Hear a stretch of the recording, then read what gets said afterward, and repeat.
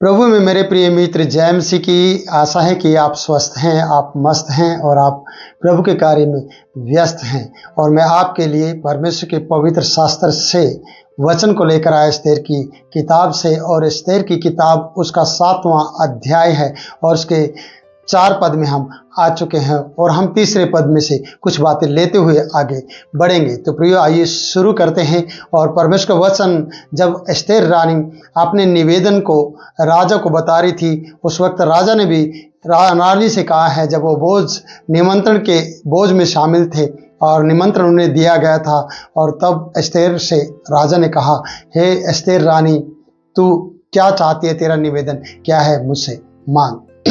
तो प्रियो, उसने क्या मांगा है और जल्दबाजी में नहीं मांगा है। और आप जानते हैं, उसने कहा कि मेरे लोगों को प्राण दान मिले। आगे हम बढ़ते हैं। क्योंकि मैं और मेरी जाति के लोग बेच डाले गए हैं, हम सब घात और नष्ट किए जाने वाले हैं। यदि हम केवल दास और दासी हो जाने के लिए बेच डाले जाते तो मैं चुप रहती, चाहे उस दशा में वह विरोधी राजा की हानि भर ना सकता तो मैं चुप रहती। प्रियो, ऐसी दशा में चुप नहीं होना बल्कि उसके लिए कार्य करना है। और कार्य जब करते हैं तो उस कार्य में परमेश्वर आपका साथ देता है। इसलिए सामने वाला व्यक्ति भी जो राजा के रूप में उससे बात कर रहा है, जिसे बातें बताई जा रही है, उसकी बातों पर पूरा गौर फरमा रहा है और वो उस पर ध्यान दे रहा है।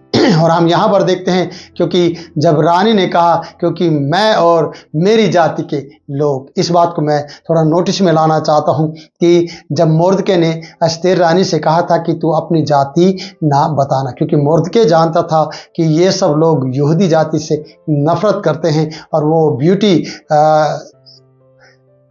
वो सौंदर्य प्रयोगता में वो हार सकती थी।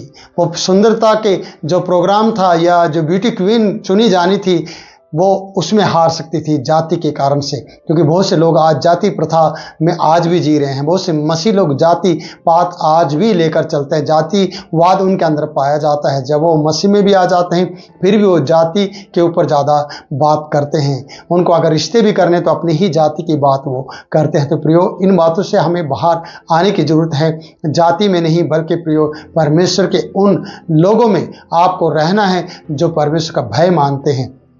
तो यहाँ पर आज मोर्दके के बेटी एस्तेर ने इस प्रकार से बताया है, जो मोर्दके की आज्ञा को मान रही थी, लेकिन आज उसके अंदर इतनी हिम्मत आ गई है प्रार्थना और उपवास के द्वारा कि वो अपनी जाति बता रही है। और वो क्या कह रही है कि मैं और मेरी जाति के लोग बेच डाले गए हैं। तो आज ये हिम्मत कहाँ से आई? क्योंकि ये हिम्मत प्रार्थनाओं से आती है। ये हिम्मत प्रियो तब आती है जब हम परमेश्वर से दुआ और प्रार्थना करते हैं और हम राजा के सामने बोलने की ताकत पा जाते हैं। और किसके द्वारा? प्रार्थनाओं के द्वारा। तो प्रियो, अब राजा को जानती है, राजा से प्यार करता है। राजा के सामने ऐसे समय में जब राजा के पास 30 दिन तक वो पहुंचाई नहीं गई थी, तब वो सामने चली गई थी। ऐसी दशा में जब उसे मृत्यु दंड मिल सकता था, लेकिन राजा ने जब उसे देखा तो उसे देखते ही वो प्रसन्न हुआ और उसने राजदंड को उसकी ओर बढ़ाया। जब राजदंड को उसकी ओर बढ़ाया तो प्रियो, आपको मालूम है कि उसने रानी से पूछा है, तो क्या चाहती है? आधे राज्य तक तुझे दिया जाएगा। और यहाँ पर भी 2 बार फिर से आया है कि रानी, तेरा निवेदन क्या है? और उसने अपने निवेदन को प्राण दान के रूप में बता दिया है। और उसने सारी बातें बताने के लिए कहा है, क्योंकि मैं और मेरी जाति के लोग बेच डाले गए हैं। आज राजा को यहूदी जाति के बारे में पता चला है, लेकिन उसे कोई क्रोध नहीं आया, और उसका एक्शन रिएक्शन में नहीं गया। उसे कोई भी ऐसी बात नहीं हुई। इसलिए कहते हो कि धीरज धरे, जो बात बतानी होगी समय आने पर वो पता चल जाएगी और उसमें कोई भी रिएक्शन नहीं होगा। इसलिए प्रियो, कभी भी आपको डरना नहीं है और उतावली नहीं करना है कि मुझे जाति बतानी होगी, मुझे जाति पूछनी होगी। ये सब बातों को साइड में कर दीजिए। सिर्फ इतना जाने कि आप परमेश्वर के हैं, इतना जानिए कि आज आप क्या करना चाहते हैं वो करिए, पहले आपको वो करना है। जातिवाद और जाति की बातें ये सब साइड में रख दीजिए, क्योंकि समय आने पर आप सब कुछ बता देंगे। और समय क्या था कि रानी को इतनी हिम्मत मिल चुकी थी, प्रार्थना और उपवास जो इसके निमित्त किए जा रहे थे, और यहाँ पर बताया जाता है कि मैं और मेरी जाति के लोग बेच डाले गए हैं। ये हिम्मत प्रार्थना से आई है, फिर से मैं कहता हूँ।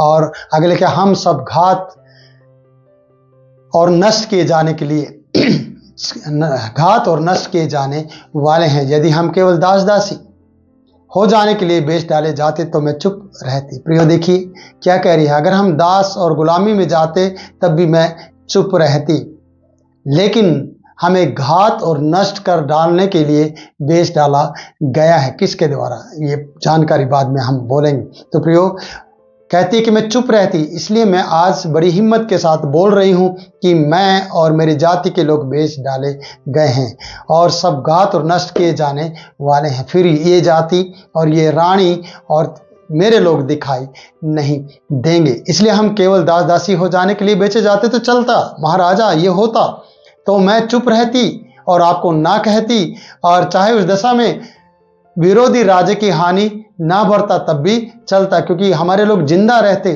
और इस तरीके से बेचे डाली या दास दासी बनाए जाते, मैं चुप रहती। पर प्रियो यहाँ पर एस्तेर कह रही है कि यहाँ घात और नष्ट किए जाने की बात की गई है, इसलिए राजों की सारी बातें बताई गई हैं। तो प्रियो मैं ये कहना चाहता हूँ कि क्या आप भी खुलकर परमेश्वर के सामने ये बोलते हुए आएंगे कि परमेश्वर, हम और हमारे लोग बेच डाले गए हैं, हम और हमारे प्राण बेच दिए गए हैं, हमें मृत्यु का सामना करना है इस संसार में रहते, और परमेश्वर आपकी मदद करेगा कि आपको डर नहीं आएगा और आपके अंदर कभी भी डर नहीं लगेगा। निडर होकर आप जिएंगे और परमेश्वर की महिमा करेंगे। इसलिए आज एस्तेर रानी को इतनी हिम्मत और इतनी डांड प्रार्थनाओं के द्वारा मिली है कि वो ये बात कह पाई है कि हम सब घात और नष्ट किए जाने वाले हैं। यदि हम केवल दास दासी हो जाने के लिए बेच डाले जाते तो मैं चुप रहती, और उस दशा में विरोधी राज्य की हानि भी ना भर सकता तो कोई बात नहीं थी, चलता।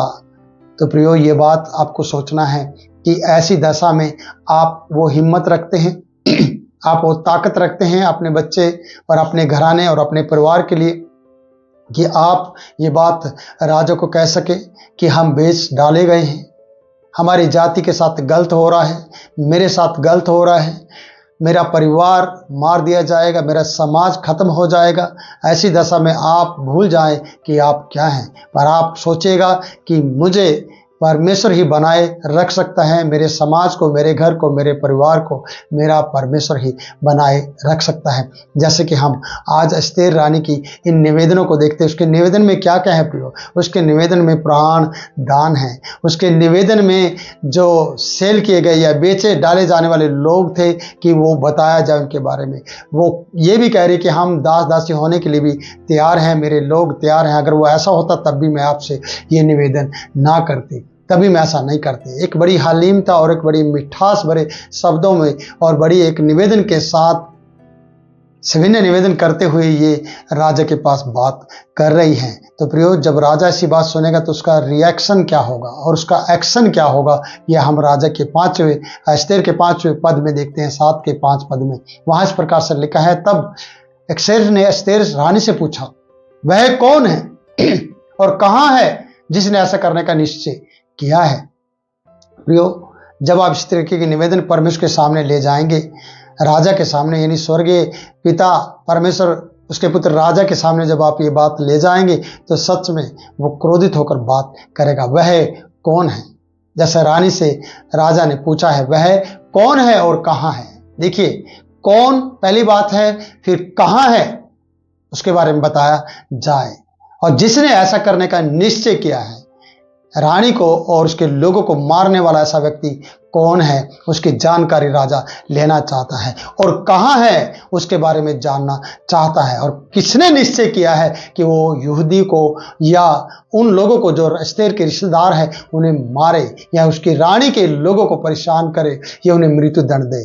ऐसा कौन है और कहाँ है और किसने निश्चय किया है वो बताया जाए। आज प्रियो राजा भी क्रोधित है उस व्यक्ति से जिसने ये काम किया है। तो आप जानते हैं किसने ये काम किया है, वो अगली वीडियो में हम बताएंगे आपको प्रियो। पर मैं ये कहना चाहता हूँ राजा, स्वर्गीय राजा, जो राजाओं का राजा है हमारा प्रभु यीशु मसीह, वो आपके लिए छानबीन करता है।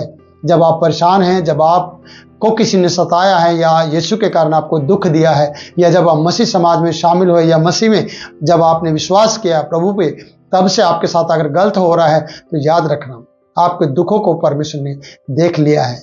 जैसे हाजिरा के दुख को परमेश्वर ने देखा जब वो घर से भाग आई थी, जब सारा के द्वारा उसे सताया गया था, तब सूर के सोता के पास परमेश्वर उससे बात कर रहा था, उसका दूत उससे बात कर रहा था और उसे कह रहा था तेरे दुख का हाल परमेश्वर ने जान लिया है। अगर वो हाजिरा के जो दासी थी उसके दुख का हाल जानता है तो क्या आप उसके बेटा बेटी नहीं हैं? क्या वो आपके दुख का हाल नहीं जानेगा? क्या आपकी प्रार्थनाओं को नहीं सुनेगा? जब शोकित होकर आप प्रार्थना करते हैं, दुखी होकर जब आप प्रार्थना करते हैं, जब आप मारे मारे फिर रहे हो और लोगों के द्वारा सताए जा रहे हो, क्या आपका परमेश्वर आपकी सुनेगा नहीं? प्रियो, जिसने कान दिए हैं क्या वो सुनता नहीं है? जिसने मुख दिया है क्या वो बोलता नहीं है? जैसे कि हम वचन में पढ़ते हैं। तो मैं यही कहना चाहता हूँ, सच्चे जीवित परमेश्वर के पास आएं और उससे कहें परमेश्वर आपके हर एक निवेदन का, हर एक प्रार्थना विषय का उत्तर देगा, क्योंकि वो परमेश्वर का पुत्र है और परमेश्वर का पुत्र के नाम में जब जब भी आप प्रार्थना करेंगे वो हर एक प्रार्थना का उत्तर आपको देगा। तो प्रिय, यहीं पर इस वीडियो का अंत करते हैं। अगली वीडियो में फिर मिलूंगा नई बात के साथ, नए वचन के साथ। तब तक के लिए आप इंतजार कीजिए और एक दूसरे के लिए प्रार्थना कीजिए। जय मसीह की।